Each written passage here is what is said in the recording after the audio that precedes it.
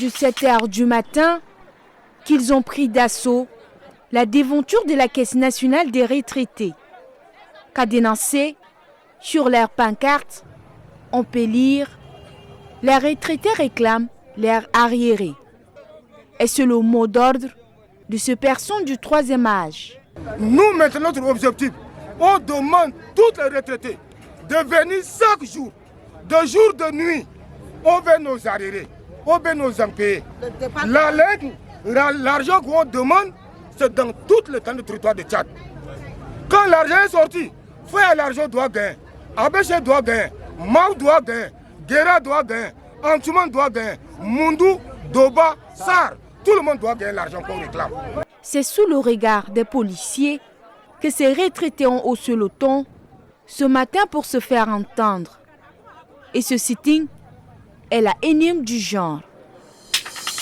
11 nouveaux membres de la Cour des comptes et 2 contrôleurs généraux de l'autorité indépendante de lutte contre la corruption, nommés les 6 mars et 15 mars 2024, ont prêté serment cet après-midi au Palais Touman devant la Cour suprême et en présence du président de la République, chef de l'État, Mahamad Idriss Déby Itno.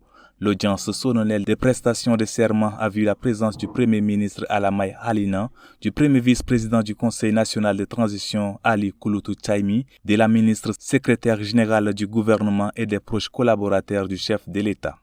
L'ambassadeur de l'Union européenne au Tchad, son Excellence Kurt Corneli, a été reçu ce lundi 10 juin par le ministre d'État, ministre des Affaires étrangères, son Excellence Abderrahmane Koulamala. Lors de cette rencontre, plusieurs sujets d'intérêt commun ont été abordés, notamment la tenue des futurs échanges électoraux ainsi que la situation dans la région du Sahel.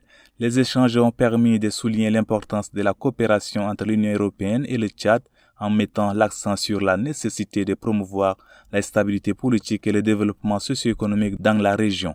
Les discussions ont également porté sur les efforts conjoints à déployer pour renforcer la sécurité et la lutte contre le terrorisme au Sahel dans un esprit de partenariat et de solidarité internationale. Signalons que le ministre Abderrahmane Koulamala a accordé aussi une audience à l'ambassadeur extraordinaire et plénipotentiaire de la République de Guinée équatoriale au Tchad, son Excellence Leandro Ebang Miko Ang. Le diplomate guinéen a présenté ses civilités au chef de la diplomatie tchadienne avant de lui remettre un message de haute autorité de son pays à l'attention des autorités tchadiennes. Le ministre de la Santé publique, Dr Abdelmajid Abdrahim, a reçu ce lundi également une délégation de Médecins sans frontières France. L'équipe est composée de la représentante au Tchad, Anaïs Prudent, et Abdallah Youssen, responsable régional. MSF France a mis en place une nouvelle organisation regroupant le Tchad, le Soudan, le Sud-Soudan et le Libéria, et Abdallah Youssen en est le responsable. Il est venu féliciter le ministre pour la confiance renouvelée à sa modeste personne par le président de la République et reconnaître son leadership, mais aussi le sens des responsabilités dans la coordination des actions relatives à la gestion de la crise sanitaire née du conflit armé au Soudan. Basé à Nairobi au Kenya, Abdallah Youssen promet de s'investir dans la mise en œuvre des engagements de son institution à soutenir les efforts du Tchad à travers le ministère de la Santé publique dans l'optique de renforcer le système de santé. Il projette aller sur le terrain pour prendre la température afin de mieux booster les activités au profit des couches vulnérables. Le ministre de la Santé publique a salué l'apport du MSF France au système de santé. Pas de stade pour accueillir les matchs à domicile. Des prestations en dents de scie. L'équipe nationale de football peine comme toujours à battre des ailes. Après sa double victoire contre l'île Maurice, les Sao ont replongé contre la République centrafricaine. Face aux fauves de la RCA, les hommes de Cavaniquez ont été plus maladroits devant le but. Et une erreur défensive leur a été fatale. Une défaite qui a provoqué colère et incompréhension des amoureux du ballon rond.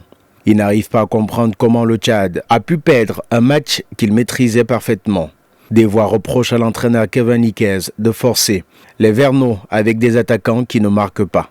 De revoir ses plans, ses choix tactiques, un choix technique que l'ex-défenseur assume jusqu'à là. Pour lui, il faut du temps pour reconstruire l'équipe nationale de football. Le temps, les Tchadiens semblent ne pas l'accorder. Du coup, le sélectionneur national est tenu à un résultat contre le Cap-Vert, premier du groupe, et le Ghana. Les 2 matchs qui s'annoncent compliqués, pas impossible pour Kevin Niquez et ses hommes. Vous voyez comment la vie est difficile, hein? La vie est difficile. Difficile pour lui depuis 2019, l'année où il a décroché sa licence en droit public et espérait un emploi décent. Mais par la force des choses, c'est ici, à un pas du fleuve Chari-Logon, qu'Ndjema Doué, ce jeune homme, officie comme vendeur du sable. Un business qui lui permet de joindre les 2 bouts jusqu'à là. Dû à cette activité, je parviens à subvenir aux besoins de la famille. Eux aussi, ils ont leur part, mais comme je suis déjà un homme là, le peu que j'ai là, je donne aussi comme participation. Comme lui, des milliers de jeunes diplômés sont à la recherche de l'emploi. À son investiture, le 23 mai, le président de la République, Mahamat Idriss Déby Itno, promettait une amélioration des conditions de vie des Tchadiens.